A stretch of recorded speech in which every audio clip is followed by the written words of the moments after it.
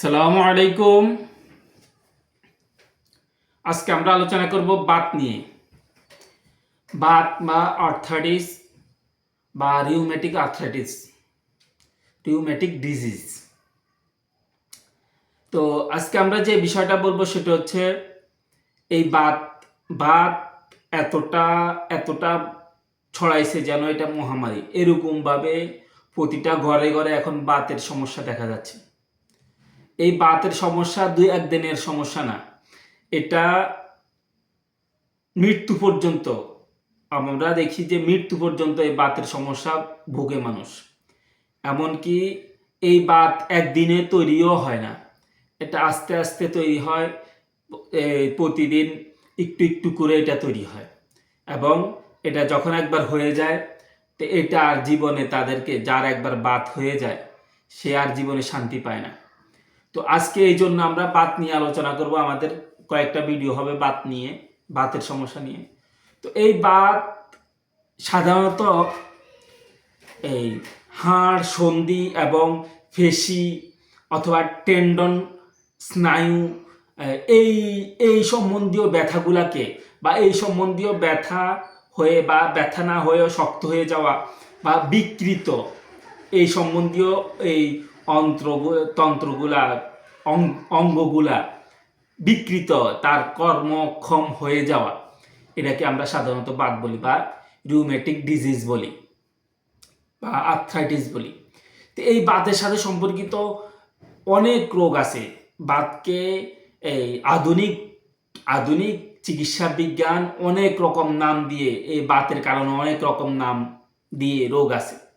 তো এই অনেক রকম রোগের মধ্যে আমরা দেখি যে প্রায় শতর মতো রোগ আছে।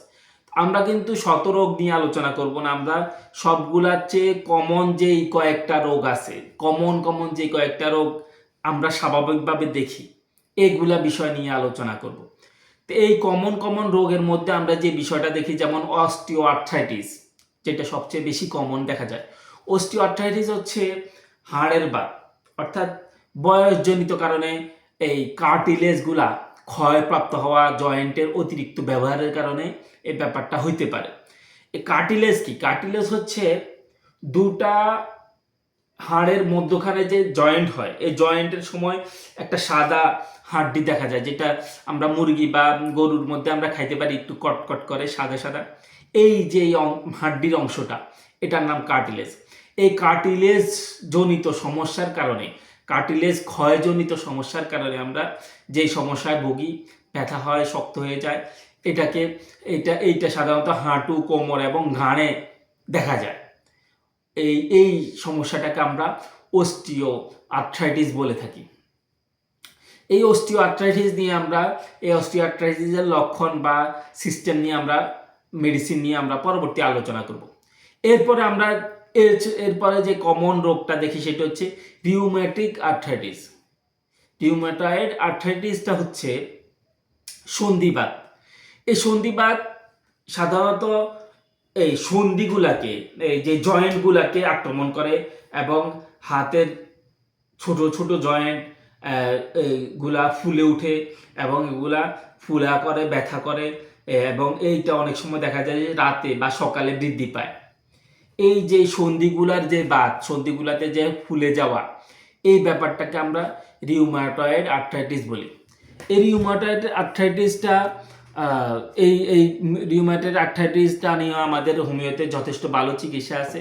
আমরা চিকিৎসা নিয়ে পরবর্তীতে আলোচনা করব। এরপরে আমরা দেখি গাউট। গাউট হচ্ছে, এটাকে আমরা অনেকে গেটে বাত বলে থাকে, গেটে বাত। এই গেটে বাতটা ইউরিক অ্যাসিড বেড়ে গেলে, রক্তের মধ্যে ইউরিক অ্যাসিড বেড়ে গেলে এই গেটে বাতটা হয়।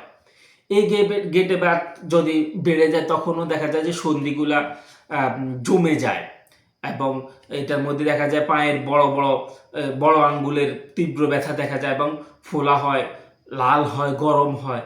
এই গাউটের মধ্যে পায়ের বড় আঙ্গুলটা বেশিরভাগ এই সমস্যাটা হয়।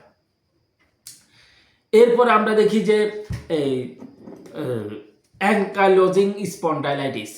অ্যাঙ্কাইলোজিং স্পন্ডাইলাইটিস এটা মেরুদণ্ডের যে হাড়গুলা, মেরুদণ্ডের যে জয়েন্টগুলা, এই ভার্টিব্রার যে জয়েন্টগুলা, এই বাটি বাতে এই সমস্যাটা হয়, যেটাকে অ্যাঙ্কাইলোজিং স্পন্ডালাইটিস বলা হয়। তো এভাবে আমরা দেখি যে বাতের মধ্যে অনেক রোগ আছে। যদি আমরা আজকে কয়েকটা বাতের লক্ষণ বললাম, পরবর্তীতে আমরা এটার উৎপত্তি হিসাবে চিকিৎসা কেমন হবে, অর্থাৎ কি কারণে বাতটা শুরু হয়েছে, তারপর থেকে মনে করেন এরকম হয় যে এই দিন থেকে বাত শুরু হয়েছে বা এই কারণে, যেমন মনে করেন কারোর বংশগত, কারোর ঠান্ডা লেগে, কারোর ঠান্ডা ফ্লোরে শোয়ে, বা কারো দেখা যায় অতিরিক্ত মস্তিষ্ক চালনার কারণে, এরকম কারণ হিসাবে আমাদের যে ওষুধগুলো হয়, কারণ ভেদে যে ওষুধগুলো হয়, আমরা প্রথমে এই বিষয়টা নিয়ে আলোচনা করব। পরবর্তীতে আমরা এটা কখন বৃদ্ধি হয়, বৃদ্ধি হিসেবে কী ওষুধ হইতে পারে এভাবে আলোচনা করব। তো এইভাবে আমাদের সাথে পুরা সেশনটা থাকবেন ইনশাল্লাহ।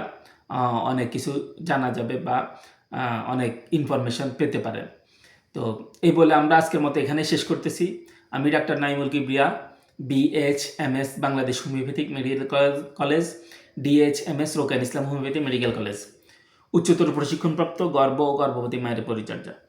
তো কেউ যদি চায় আমাদের থেকে চিকিৎসা নিতে পারে, আমাদের অনলাইন অফলাইনে চিকিৎসার ব্যবস্থা আছে। নির্দিষ্ট বিজিতে 1000 টাকা পরিশোধ করে যে কেউ আমাদের থেকে চিকিৎসা নিতে পারে।